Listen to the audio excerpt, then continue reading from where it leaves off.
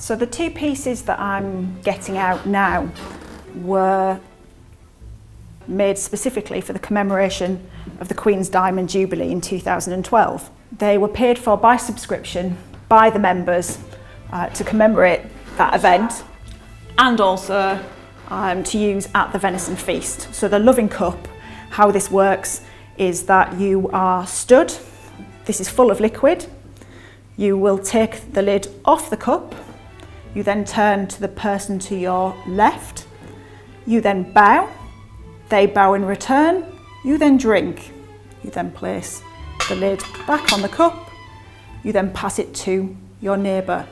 Before you sit down, you then will turn round and that person will carry on to the next person. And by standing with your back to them, you are protecting them whilst they are drinking.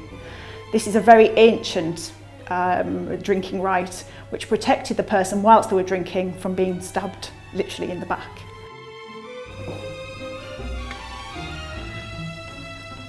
Also, while we're here, one of the more interesting pieces in this collection is a York hallmarked silver tankard made in the 17th century and was used for communal drinking. So if you look at the inside of this, you will see that there are pegs all the way down. This was used so that you knew where to drink to.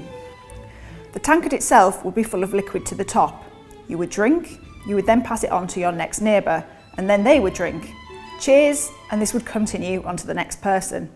The expression, taken down a peg or two, comes from these drinking vessels.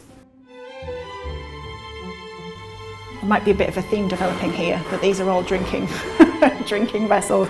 This is known as the Bryce Cup. It was actually made by Francis Bryce, and that's where its name comes from. It is a very rare example of York silver because it's not used for ecclesiastical purposes. So it's not used in churches. This would have been used to drink from, to celebrate.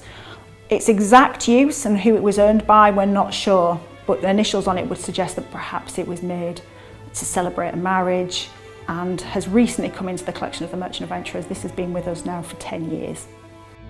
Discover more rare artefacts and fascinating history by visiting the Merchant Adventurers Hall in York.